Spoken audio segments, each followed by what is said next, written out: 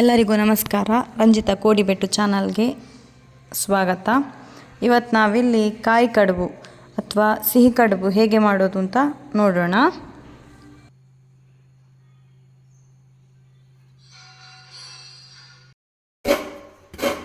ನಾನಿಲ್ಲಿ ಒಂದು ಕಾಯಿಯನ್ನು ತುರ್ಕೊಳ್ತಾ ಇದ್ದೇನೆ. ಸಿಹಿಗೆ ತಕ್ಕಷ್ಟು ಬೆಲ್ಲ, ಒಂದು ಸಣ್ಣ ತುಂಡಿನಷ್ಟು ಬೆಲ್ಲ ತಗೊಂಡಿದ್ದೇನೆ, ನೋಡಿ ನಿಮಗೆ ಗೊತ್ತಾಗ್ಬೋದು. ಮತ್ತು ಅದನ್ನು ಸ್ವಲ್ಪ ಬಿಸಿಗಿಟ್ಟಿದ್ದೇನೆ ಕರಗಲಿ ಬೆಲ್ಲ ಅಂತ. ಇಲ್ಲಿ ನಾನು ಕಾಯಿ ತುರಿಯನ್ನು ಸ್ವಲ್ಪ ನುಣ್ಣಗೆ ಅಂದರೆ ಒಂದು ರೌಂಡ್ ಮಿಕ್ಸಿ ತಿರುಗಿದರೆ ಸಾಕು, ತುಂಬ ಚಟ್ನಿ ಥರ ಬೇಡ, ಜಸ್ಟ್ ಸಣ್ಣ ಸಣ್ಣ ಹೂವಾದರೆ ಆಯಿತು. ಒಂದು ರೌಂಡು ತಿರುಗಿಸ್ಕೊಂಡಿದ್ದೇನೆ. ಸ್ವಲ್ಪ ಏಲಕ್ಕಿ ಕೂಡ ಹಾಕ್ಕೊಂಡು ಒಟ್ಟಿಗೆ ರುಬ್ಕೊಂಡಿದ್ದೇನೆ. ಇಲ್ಲಿ ಬಿಸಿಯಾದ ಬೆಲ್ಲದೊಟ್ಟಿಗೆ ಇದನ್ನು ಸರಿಯಾಗಿ ಮಿಕ್ಸ್ ಮಾಡ್ಕೊಳ್ತಾ ಇದ್ದೇನೆ. ಇದು ನಮ್ಮದು ಒಳಗಿನ ಹೂರಣ. ಇಲ್ಲಿ ನಾನೊಂದು 2-3 ಗಂಟೆ ಕಾಲ ಬೆಳ್ತಿಗೆ ಅಕ್ಕಿಯನ್ನು ನೆನೆಸಿಟ್ಕೊಂಡಿದ್ದೆ. ಅದನ್ನು ಈಗ 3 ಬಾರಿ ಚೆನ್ನಾಗಿ ತೊಳೆದು ಮಿಕ್ಸಿಯಲ್ಲಿ ಚೆಂದ ನುಣ್ಣಗೆ ರುಬ್ಕೊಳ್ತಾ ಇದ್ದೇನೆ. ನೋಡ್ಬೋದು ನೀವು, ನಾನಿಷ್ಟು ನೈಸಾಗಿ ರುಬ್ಕೊಂಡಿದ್ದೇನೆ.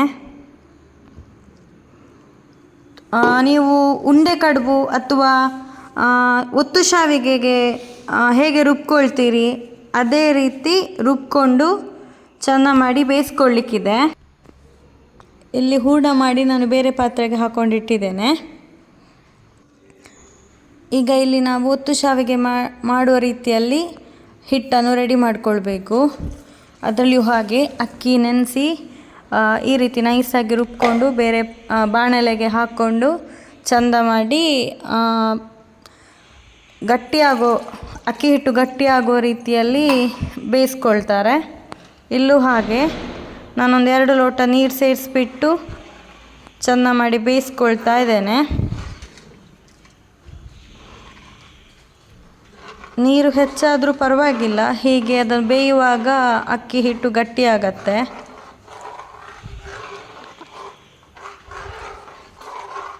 ಎಷ್ಟು ಬೇಕೋ ಅಷ್ಟು ನಿಮಗೆ ರುಚಿಗೆ ತಕ್ಕಷ್ಟು ಉಪ್ಪನ್ನು ಇದಕ್ಕೆ ಸೇರಿಸ್ಕೊಂಡು ಚೆಂದ ಮಾಡಿ ಬೇಯಿಸ್ಕೊಳ್ಳಿ.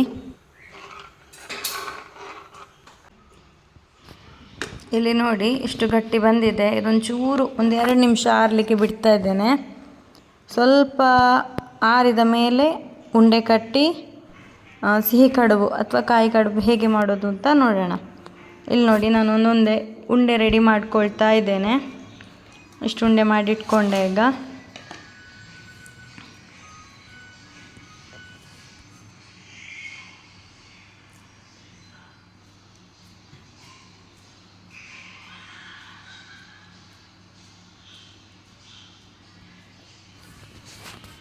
ಸುಮಾರು ಥರ ಮಾಡ್ತಾರೆ. ಇದು ನಾನು ಈಸಿ ಮೆಥಡ್ ಹೇಳಿಕೊಡ್ತಾ ಇದ್ದೇನೆ. ಈ ರೀತಿ 2 ಮೇಲೆ ಮತ್ತು ಕೆಳಗೆ ಒಂದು ಪ್ಲಾಸ್ಟಿಕ್ಕನ್ನು ಇಟ್ಕೊಂಡು ಸ್ವಲ್ಪ ನೀರು ತಾಗಿಸಬೇಕು 2 ಕಡೆಗೂ ಕೂಡ. ಪ್ಲಾಸ್ಟಿಕ್ನ 2 ಭಾಗಕ್ಕೂ ನೀರು ತಾಗಿಸ್ಕೋಬೇಕು. ನಡುವಲ್ಲಿ ಉಂಡೆಯನ್ನಿಟ್ಟು ಒತ್ಕೋಬೇಕು ಹಪ್ಪಳ ಆಕಾರ. ಆಮೇಲೆ ನಡುವಲ್ಲಿ ಈ ರೀತಿ ಮಿಶ್ರಣ ಇಟ್ಕೊಂಡು ಹೂರಣ ಇಟ್ಕೊಂಡು ಆಚೆಯಿಂದ ಜಸ್ಟ್ ಈಚೆ ಭಾಗಕ್ಕೆ ಮಾಡಿ ಒತ್ಕೊಂಡ್ರೆ ಆಯಿತು. ನೋಡಿ ಈ ರೀತಿ ಹಪ್ಪಳ ಟೈಪ್ ಮಾಡಿದ್ದೇನೆ. ನಡುವಲ್ಲಿ ಹೂರಣವನ್ನು ಇಟ್ಕೊಂಡು ನೋಡಿ ಅಲ್ಲಿಂದ ಒಂದು ಬದಿ ಮಾತ್ರ ಎಬ್ಬಿಸಿ ಇನ್ನೊಂದು ಬದಿಗೆ ಇಟ್ಟು ಜಸ್ಟ್ ಪ್ರೆಸ್ ಮಾಡ್ಕೊಳ್ತಾ ಇದ್ದೇನೆ. ಅಲ್ಲಿಗೆ ಅದು ಲಾಕ್ ಆಗತ್ತೆ, ಆಗ ಹೂರಣ ಹೊರಗೆ ಬರಲ್ಲ. ನೋಡಿ ಹೀಗೆ ಮಾಡಿಕೊಂಡ್ರೆ ಆಯಿತು. ಇದನ್ನೆಲ್ಲ ಒಟ್ಟಿಗೆ ಇಟ್ಟು ಹಬೆಯಲ್ಲಿ ಒಂದು 20-25 ನಿಮಿಷ ಕಾಲ ಬೇಯಿಸ್ಕೊಳ್ಳಿ. ನಮ್ಮದು ಬೆಂದಾಯಿತು ನೋಡಿ. ನಮ್ಮದು ಹೀಗೆ ಆಗಿದೆ ಈಗ ಕಾಯಿ ಕಡುಬು, ಸಿಹಿ ಕಡುಬು. ಈ ವಿಡಿಯೋ ಇಷ್ಟ ಆಗಿದ್ದರೆ ಲೈಕ್, ಶೇರ್, ಸಬ್ಸ್ಕ್ರೈಬ್ ಮಾಡೋದನ್ನು ಮರಿಬೇಡಿ. ಎಲ್ಲರಿಗೂ ನಾಗರ ಪಂಚಮಿ ಹಬ್ಬದ ಶುಭಾಶಯಗಳು. Thank you.